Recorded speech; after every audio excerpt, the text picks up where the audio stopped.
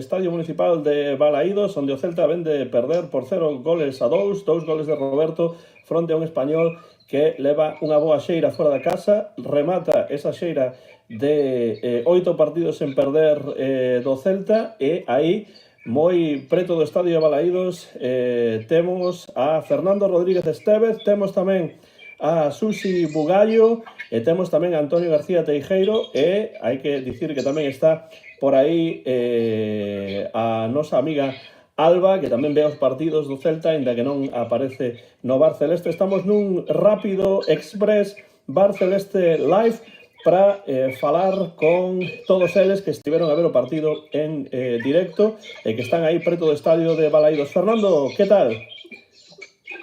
¿Qué tal, Antón? Un saludo desde la grada de Marcador, justo en las inmediaciones, los aledaños, que suele decir, de la grada de Marcador. Estamos en esta zona recién humanizada por nuestro alcalde Abel Caballero. Yo me encuentro aquí al lado de Susi y de Antonio, también de Alba. Bueno, pues con cara del varapalo que nos acaban de meter, ¿no? Una cura de humildad, decía yo Antonio antes. Y bueno, un poquito mucho que analizar, pero bueno, lo haremos mejor esta semana, el martes. Hoy vamos a poner un aperitivo a nuestros oyentes, Antón. Sí, simplemente unhas reaccións en directo.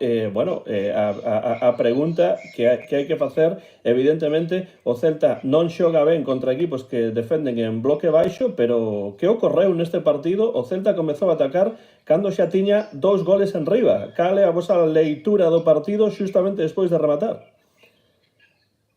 Bueno, le voy a dar el paso a Susi, que es una de las que está aquí con nosotros. Susi, ¿qué tal? Bienvenida al Bar Celeste, que todavía no has hablado. Hola a todos, hola a todos os ointes do Bar Celeste, deste Bar Celeste Live, non moi alegre despois do resultado de hoxe.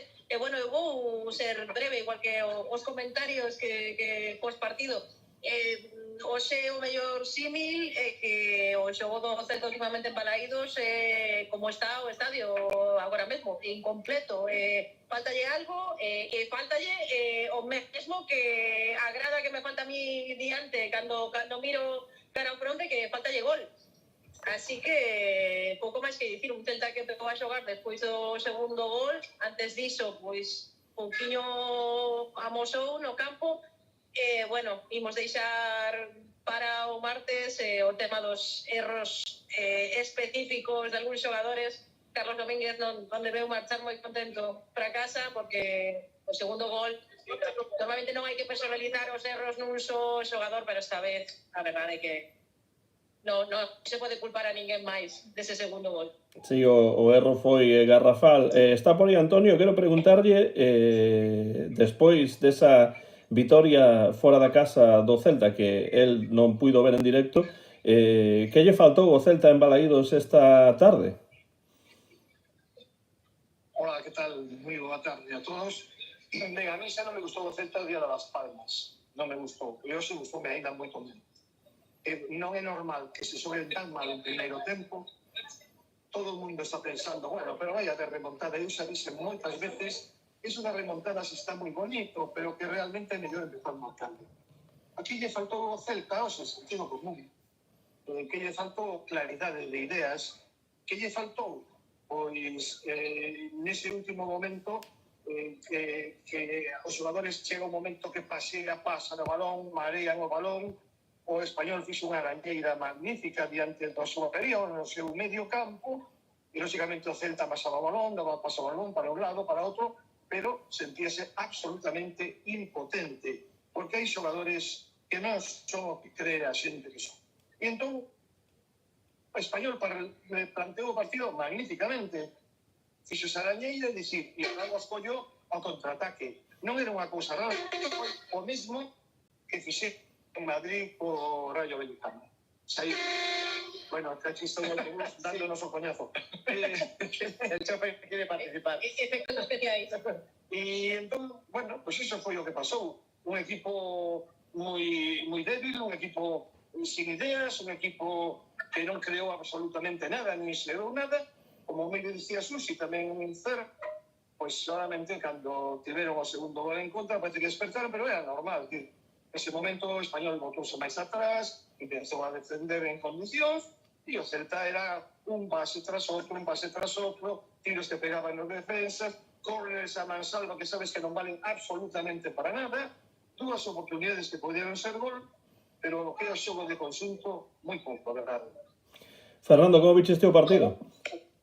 Bueno, a ver, yo coincido bastante. Quiero decir, el español tenía un plan que le salió a la perfección. La primera parte, evidentemente, como todo el mundo vio, se cierra atrás, el Celta intenta entrar, pero de una manera más bien tímida, y cuando llega, yo siempre lo digo, cada vez que se tiene la oportunidad de disparar hay que disparar, porque de aquí pueden pasar cosas, no te digo que vayas a marcar, pero de un disparo sale un córner, sale un rebote, sale algo. Entonces, claro, creo que lo poco que el Celta se acercó a la portería, en el primer tiempo, es verdad que el dominio lo tuvo el Celta, pero al final, con dos latigazos o con un latigazo del español, que lo hizo muy bien, pues al final puso el partido de su lado.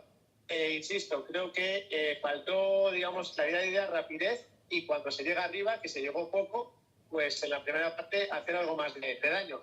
Y la segunda, bueno, pues el Celta, como comentamos antes, comete un error garrafal que le pone en bandeja al español los 3 puntos. Y entonces es ahí cuando de repente pues el Celta empieza a generar ocasiones, a traer al español de verdad y a probar al portero. Un portero, Joan García, si no me equivoco, que empezó a trabajar en la segunda parte. Es decir, y vimos realmente el nivel que tiene, pero en la primera parte no hizo ni una sola parada. Entonces, bueno, es otro síntoma de que el español le ha ganado la partida al Celta hoy perfectamente. Para mí el resultado es justo, nada que decir. Creo que bueno, pues Claudio tiene que hacérselo mirar y saber que el equipo tiene que activarse no en el minuto 45, sino en el minuto 1.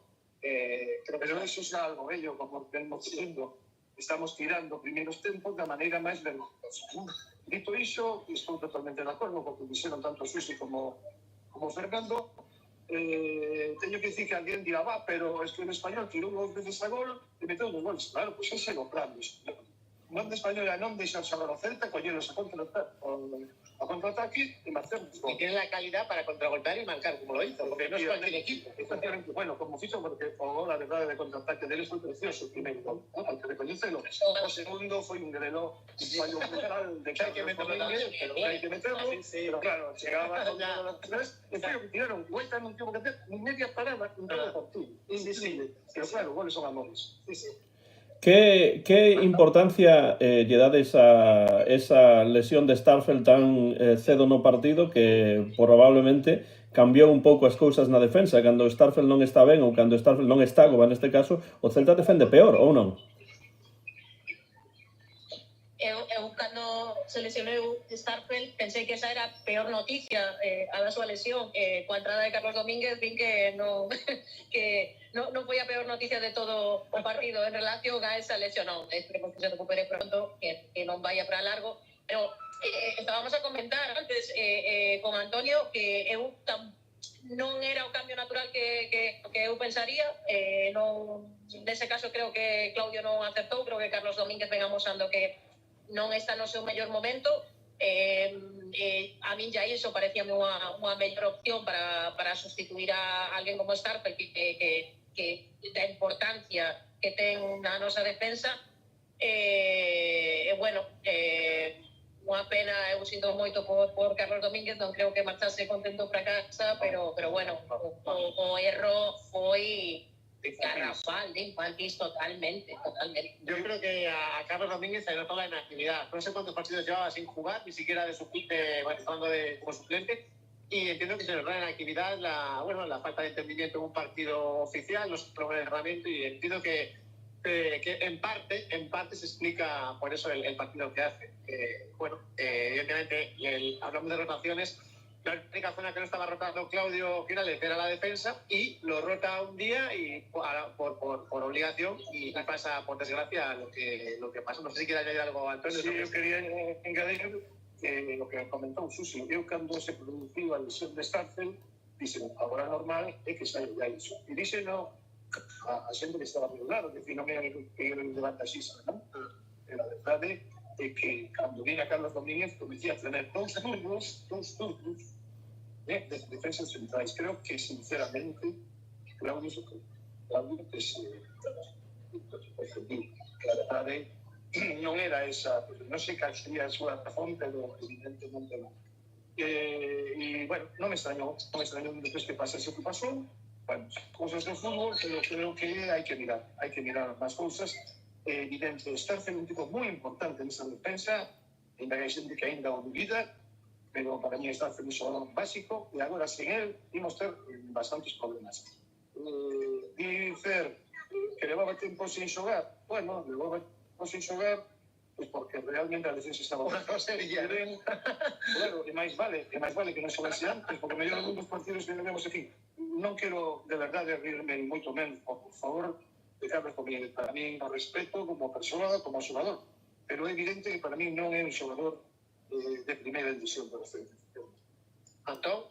Hai algún ouvinte que está a escoitar este directo express improvisado dende as inmediacións de Balaídos, sinala a Claudio Giraldez. Pensades que ten sentido sinalar hoxe a Claudio Giraldez nesta derrota, ou máis ben foi cousa de que non funcionou o entendimento entre os xogadores e o movimento de balón entre liñas?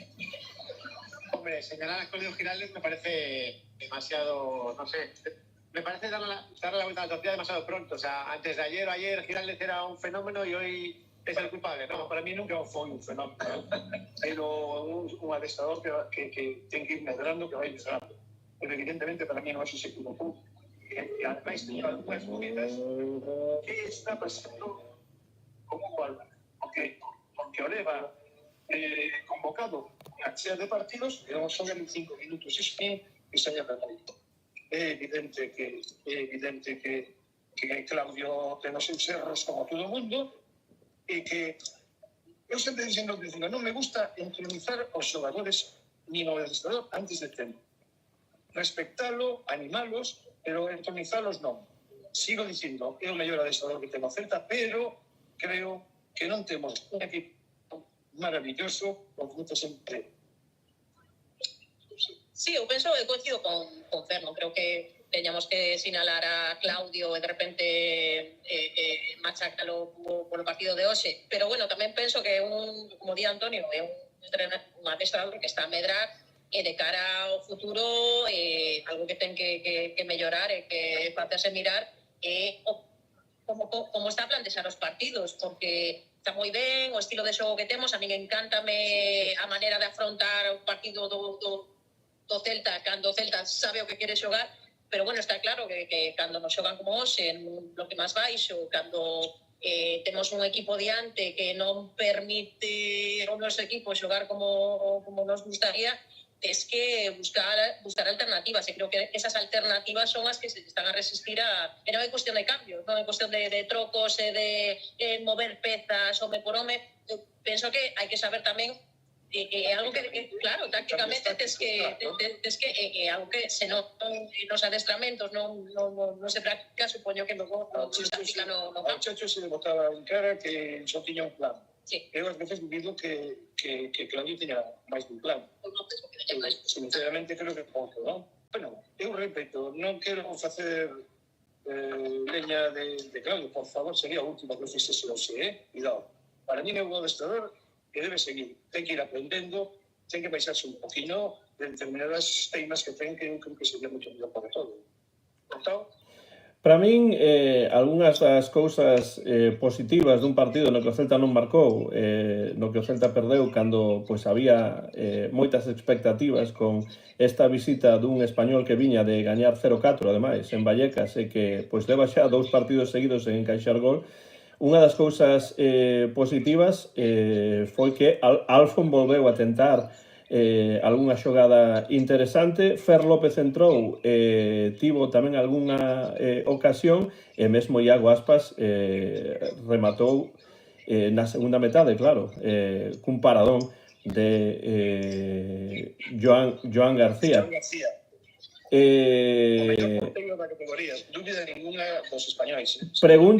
Preguntan por Durán e Likes aquí os ouvintes que están a seguir este directo. Que opinión tedes deses dous xogadores e, bueno, do medio campo deste Celta no partido de hoxe? Eu sempre dixen que Pablo Durán era un xogador que estaba lanzando moitísimo. É un tipo que loita moito, que lle metan moitas ganas, que loita, sinceramente, creo que é un bo xogador para telo no banquiño, va sair de nun determinado momento de revulsivo, como se di, pero non ten categoría para min. Hoxe diría para ser titular do equipo.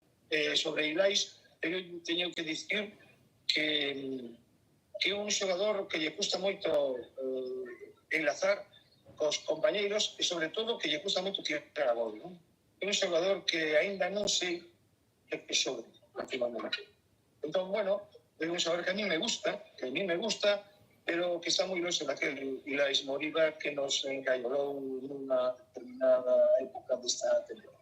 A ver, que para los nombres propios, voy a empezar por el último que dijo Antonio.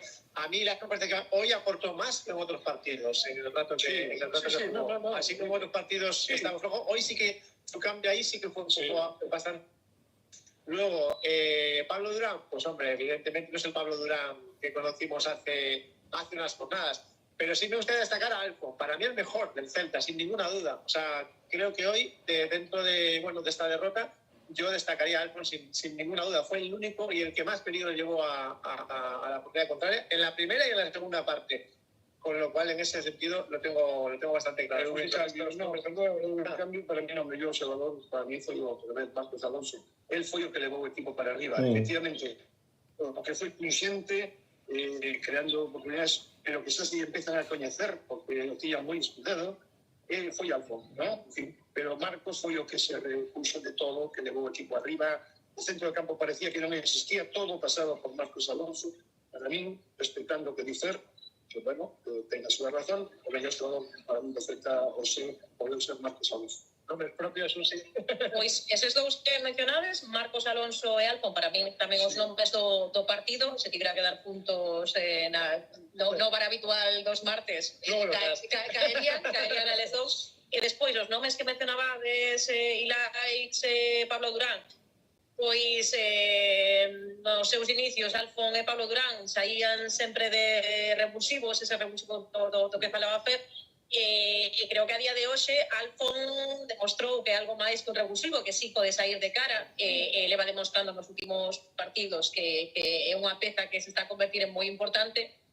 Pero no caso de Pablo Durán, a mí non me disgusta, non é un xogador que non me gusta, pero creo que é un xogador para sacar nunha segunda metade, que pode aportar, sí, velocidade, frescura na liña de ataque, pero non un xogador que crea que estea para sair no once inicial.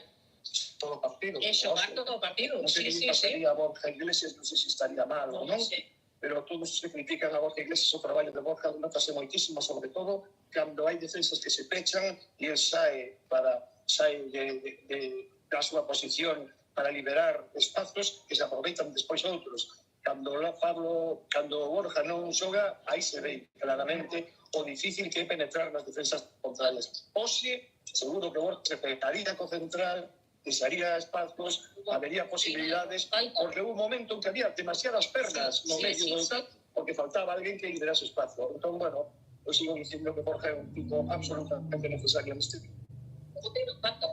Boteiro moitísimo en falta, eso sorpréndeme tamén o cambio de papéis de Williot saiu como revulsivo, non entendo tampouco que o mellor eu vexo máis a Williot sair de cara xogar gran parte do partido máis que a un Pablo Durán nestes simples, pero bueno, sí, eu penso que nin o once inicial foi de todo acertado, nin a maneira de plantexar o partido, nin... Si funcionou por outro día o medio campo que era Fran Beltrán e Moriba, por que non se mantivo? É que se rotar, Antonio. Vale. Son as rotacións. Pero creo que Sotelo, que ten unha calidad inmensa, pero está moi longe de ser ese xogador consistente no medio, perdón. Un de fútbol, despraza moi ben o balón, pero un centrocampista ten que ser moito máis do que fallido. Entón, dúas preguntas rápidas para rematar esta conexión en directo do Bar Celeste Live. Di por aquí algún ouvinte que a súa lectura do partido é que o balón non quixo entrar e que non hai que criticar moito ao equipo que fixo todo o posible. Pensades que é unha lectura un pouco reduccionista ou estades de acordo? Bueno, un tipo que non tirou o gol en toda a primeira parte, evidentemente non se pode decir que se entrar o balón. O segundo é os porteiros están para parar. Sí, de punto, non?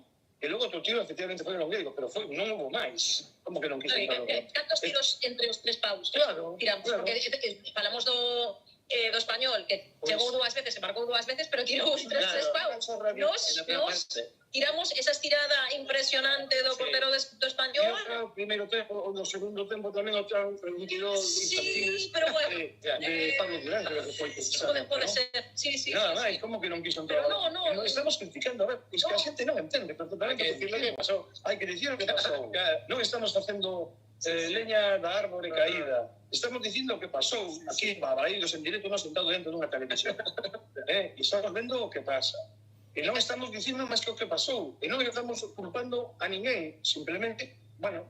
Para todos os ouvintes, as tres persoas que estamos aquí, non estamos habitualmente de acordo 100% en todo. E que hoxe esteamos a compartir gran parte das opinións, creo que é bastante representativo do que pasou. Pero con agarimo estamos dicindo, como que non hai que pena, creo que é unha lectura interesante do encontro. A xente non se que quere, que digamos como en todo, pois para iso non hai val. Algo máis que tengamos que contestar e poner en sitio, Antón? Sí, derradeira pregunta, con agarimo, por suposto. Sí. Que pensades que para os partidos que restan de aquí o remate da tempada, por suposto, haberá partidos nos que haberá equipos que deixen máis espazo, os equipos máis grandes xeralmente fan iso e o Celta xoga máis cómodo nesas ocasións, pero que debe facer o Celta para afrontar partidos como este, nos que os equipos xogan en bloque baixo, agardan e despois atacan ao contraataque dun xeito moi preciso? Que precisa facer o Celta? A ver, dime. ¿Antón? Sí, Fernando, escoitas? Ahora sí, es que se cortaba un pouco. Digo que precisa facer o Celta de aquí a final de tempada para xogar contra estes equipos que non deixan espazos e que defenden en bloque baixo e atacan ao contraataque moi ben. Claro, bueno, es verdad que el calendario que viene es de equipos al contrario. Aún así son equipos muy poderosos, te dejan jugar, pero a excepción del Getafe, el resto, bueno, sí son equipos que... Sí, pero bueno, son más alegres. Además, el cambio de adestrador. Sí, se para de a estas alturas, ¿ya? ¿No? Sí. Pues, a ver, evidentemente lo que dije al principio, es decir, hay que tener un poco más de colmillo. Lo poco que llegues, porque entiendo que llegues poco con todos esos equipos que se cierran, pues lo poco que llegues, pues intenta aprovecharlo más. Es decir, dispara algo más, no quieras llegar con toques hasta la línea de gol. Es decir, creo que hay que, no sé, soltarse un poco, imaginar más cosas. Creo que es, para mí es lo que habría que hacer. Pero también pienso que no tenga que solventar de quien cobra por eso. Claudio Giraldo, que no soy yo. Claro, que no soy ni Susi, y eso que Susi cobra. Tanto como que país. A min na miña conta non entra nin un céntimo do Celta, sai de cara ao Celta, sai. Bueno, no sé, yo creo sinceramente que uno es un adestrador como para decirle cómo tiene que plantear los aficionados. Como aficionados estoy de acuerdo con Fernando que se soba demasiado balón, pero que tampoco hay claridad también. Es decir, si se tira, a veces siempre hay algún defensa adiante que está molestando porque no se consiguen, bueno, pero se descarta. Vale, por eso, pero a táctica realmente ten que estudar la porque claro, son un fútbol que plantea, en principio parece muy bonito, pero a realidade non son partidos con equipos abertos, a realidade son equipos que están loitando por sobrevivir e non se van poñer as cousas fáciles. E foi o que fixo o Español. Entón, eu non teño nada que dicir nese sentido, que ese Claudio Giraldes que ten capacidade para iso pouco. ¿Qué hay que hacer, Susi? Eu pensando no que queda de tempada e nos partidos que estabades a comentar, teñen partidos onde imos poder xogar, imos poder levar o xogo polo camiño que nos gusta. Creo que hai que aproveitalo, aproveitar as ocasións de gol que serán máis que en os partidos contra equipos como de hoxe, pero ademais a mí preocupa un pouco que todos estes partidos que veñen son partidos no que sí, as liñas están máis abertas, deixan xogar máis o fútbol, pero tamén veñen partidos que defensivamente van ser moi exixentes e sen Starfelt. Entón, é o que estaba a pensar agora, que veñen partidos moi complicados nese sentido. Todo que o terreo que gañamos e o que melloramos en defensa coa chegada de Marcos Alonso principalmente, se o deixamos vendido no resto do centro da defensa, pois a mí preocúpame un pouco. Entón, creo que é algo que temos que mirar. Bueno, a ver qué pasa. Antón? Pois nada, simplemente quero pechar dando as grazas por estar aí, por ter esta conexión. Ademais, eu agardaba pois ter a Fernando, ter a Antonio, pero que tamén pasase por aí Susi. Foi un placer, unha mágoa que o Celta non conseguise algo positivo hoxe, porque esa xeira de 8 partidos en perder, pois remata nun intre no que o Celta estaba a pois sumar puntos moi importantes, e este era un partido pois para gañar e para seguir aí na loita por eses postos europeos, loita na que o Celta aínda está, pero sí que foi un golpe duro esta derrota en Balaídos. Antonio, Fernando, Susi e tamén Alba, que estaba por aí a escoitar en directo. Moitas grazas por esta conexión en directo do Bar Celeste Live dende o Estadio Municipal de Balaídos. Vémonos, se podedes, o martes ás 8, hora de Vigo, 8 da tarde noite, hora de Vigo, para un novo Bar Celeste, neste caso o Bar Celeste semanal que normalmente facemos. Grazas aos tres. Pues ha sido un placer, Antón, aquí en este Vigo hoy nublado, en el que ya la oscuridad se cierne sobre nosotros. Primero fue la derrota y ahora ya la oscuridad literal. Ha sido un placer como siempre, por mi parte. Se despide Susi. Un placer, saludos a todos. Vémonos nos bares. En todos los bares. En todos los bares en todos los bares los que poida estar, compartindo un ratiño con vosotros. Bueno, pues nada, igual. Non foi un placer porque falar desta derrota un pouco. Y estar de acuerdo conmigo, él también. Fernando, sabes que ti máis eu estamos máis de acordo do que parece. Sí, sí. Bueno, efectivamente, cando me dixo Fernando a posibilidade de facer isto, estaba encantado, pero cando vin a Susienda me gustou moito máis. Porque é moi interesante ver puntos de vista diferentes, con tanto bo suizo como tiene esta video que nunca. Que volvemos la conexión. Así que muchas gracias a todos y muy buena noche. Grazas aos tres, grazas a todos os que estiveron en directo neste Bar Celeste Live. Son Antón García Fernández dende Jackson, no estado de Tennessee, nos Estados Unidos de América. 0-2 perdeu o Celta fronte ao Español no Estadio Municipal de Balaídos. Rematamos este directo especial improvisado do Bar Celeste Live. E vémonos o martes, como sempre, ás 8 da tarde noite en Vigo, aquí na canle do Bar Celeste. Grazas e ata entón.